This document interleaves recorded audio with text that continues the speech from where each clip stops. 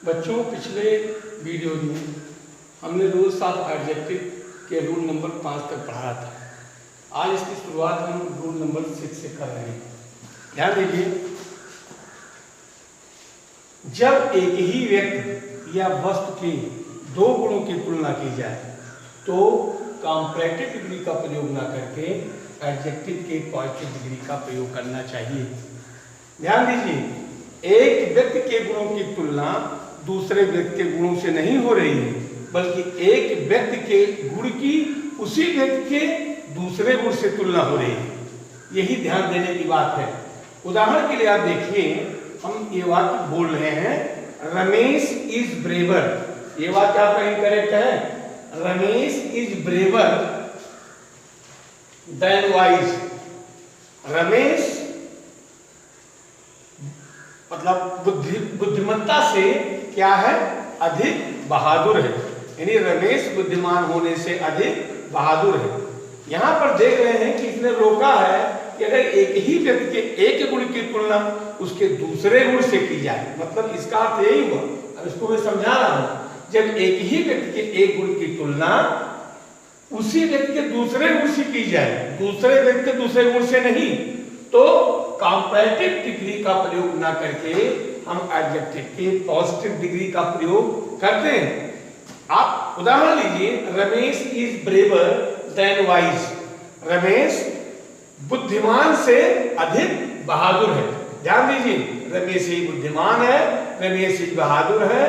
बहादुरी का गुण और बुद्धिमत्ता का गुण दोनों रमेश के हैं। ये नहीं है कि रमेश की बहादुरी की तुलना दूसरे व्यक्ति की बुद्धिमानी से की जा रही है। नहीं, रमेश ही बुद्धिमान है, रमेश ही ब्रेव है, तो रमेश क्या है, अधिक बहादुर है बुद्धिमान से।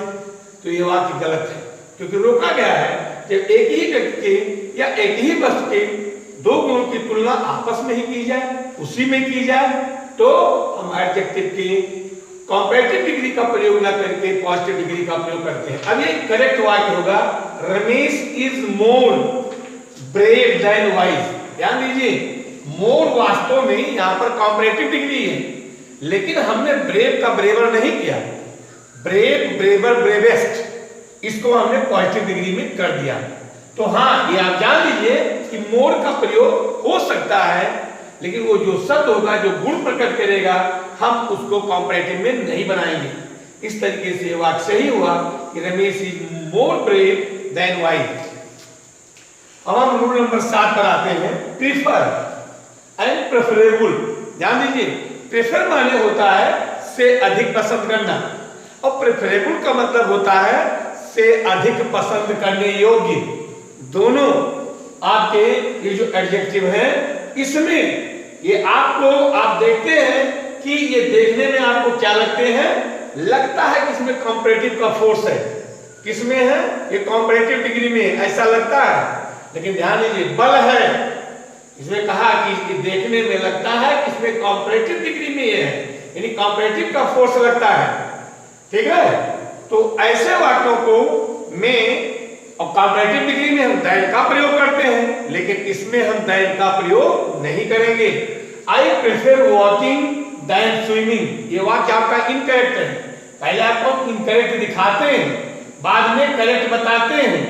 यानी प्रेफर और प्रेफरेबल में आप ये देखते हैं कि कंपैरेटिव का फोर्स दिखता है, और जहां कंपैरेटिव डिग्री का हम प्रयोग करते हैं वहां हम दैन लगाते हैं।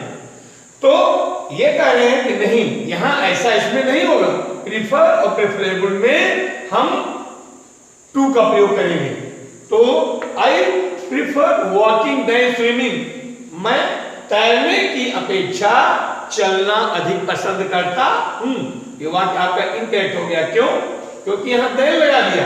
कंपैरेटिव डिग्री की हैसियत से मैंने इसको यहां दिखा दिया, जबकि इसने रोका नहीं। कंपैरेटिव डिग्री का फोर्स है, दिखता है, वैसा लगता है, लेकिन यहां पर हम दैन का प्रयोग ना करके हम टू का प्रयोग करेंगे। अब यही बात देखिए, करेक्ट क्या होगा, I prefer walking to swimming. यहां जो दैन था हमने टू कर दिया, तो मैं तैरने की अपेक्षा चलना अधिक पसंद करता हूं। आप दूसरा उदाहरण भी ले सकते हैं, मैं चाय से अधिक कॉफी पसंद करता हूं। I prefer coffee to tea. वही चीज हुआ, टू का प्रयोग हुआ। अब आगे देखिए, इनकरेक्ट हुआ, the book is more preferable than that. ध्यान दीजिए, उसी में भी हम चल रहे हैं, दूसरा उदाहरण ले रहे हैं। The book is more preferable, पुस्तक अधिक पसंद करने योग्य है, देन दैट, उस, यानी उस पुस्तक से।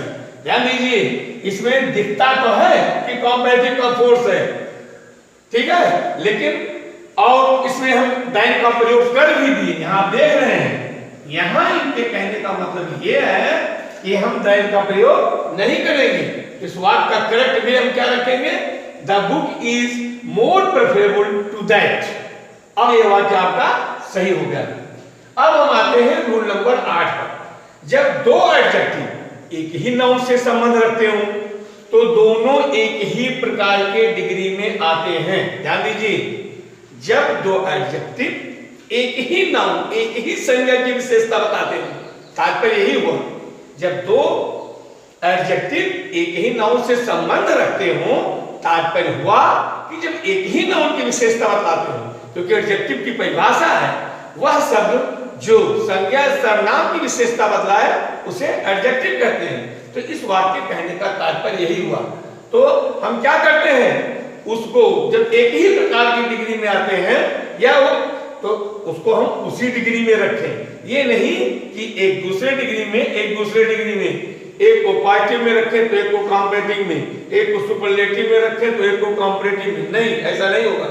अर्थात ये हुआ कि अगर एक सुपरलेटिव डिग्री में हो तो दूसरा भी एडजेक्टिव जो नाउन का की विशेषता बदलाता है वो भी सुपरलेटिव डिग्री में ही रखना होगा। अगर एक कॉम्पैरेटिव डिग्री में हो तो दूसरा भी कॉम्पैरेटिव डिग्री में रखना होगा। अगर उस नाउन की विशेषता बदलाते हुए दो डिग्री, दो एडजेक्टिव का प्रयोग किया जाता है, एक सुपरलेटिव में है तो दूसरा भी हम सुपरलेटिव में ही रखेंगे। अब उदाहरण लीजिए, this is the best and cheaper pain in the market. This माने या is the best superlative degree है, सबसे अच्छी, एंड माने और, चीपर माने और सस्ती, पेन माने कलम, इन द मार्केट माने शहर में, यह सबसे अच्छी और सबसे सस्ती कलम बाजार में है। तो अब यहां पर आप देख रहे हैं कि पहले में ये दोनों विशेषता बदला रहे हैं, किसकी, पेन की, और कौन कौन, द बेस्ट और चीपर। द बेस्ट आपका है सुपरलेटिव डिग्री और चीपर आपका है कॉम्पैरेटिव डिग्री।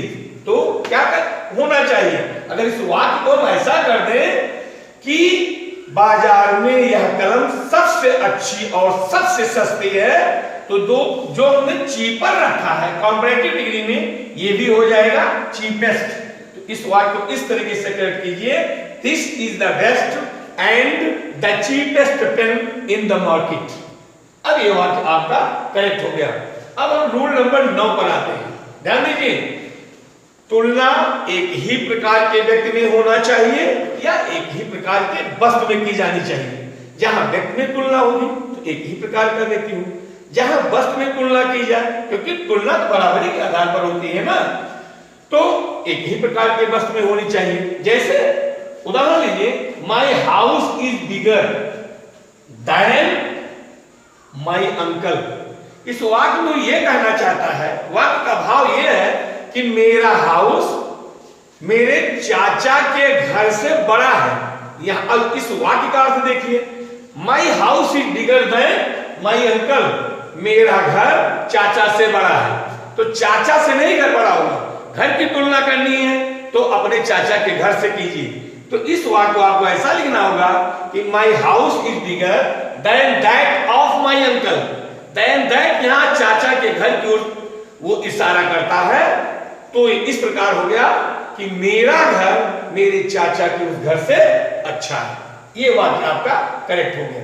ध्यान दीजिए, दूसरा वाक्य है, यहां तो हम अपने एक घर की तुलना, बड़े घर की तुलना चाचा के एक घर से करते हैं। मान लीजिए कि हमारा एक घर कई होता तो हम क्या करते, तो ये प्लूरल नंबर में आ जाता। उसके लिए मैंने एक दूसरा उदाहरण यहाँ प्रेजेंट किया है। The streets of London, London की सड़कें आर वाइडर, चौड़ी विस्तृत है, than those of Delhi, Delhi के उन सड़कों से। ध्यान दीजिए, यहाँ एक घर की तुलना हुई थी तो देन दैट ऑफ, और जहां बहुवचन में तुलना होगी तो हो जाएगा देन दोज ऑफ। ध्यान दीजिए, यहां पर एक ही घर था, इसमें स्ट्रीट्स है, स्ट्रीट्स माने होता है सड़कें, तो the streets of London, London की सड़कें, यहाँ लग गया वर्ब बहुवचन का, आर वाइडर विस्तृत है, चौड़ी है, than those of Delhi, Delhi के उन सड़कों से। ये दो सड़कों की ओर इशारा करती हैं। इस प्रकार जो मैंने भी बताया कि तुलना एक ही प्रकार की व्यक्ति या वस्तुओं में की जानी चाहिए और एक ही प्रकार के नंबर में भी ले जाना चाहिए। हमने एक घर की तुलना की तो वहां देन दैट ऑफ लगाया, हमने कई सड़कों की तुलना दिल्ली की कई सड़कों से की तो देन दोज ऑफ लगाया। बस आज का सब्जेक्ट मैटर यहीं तक।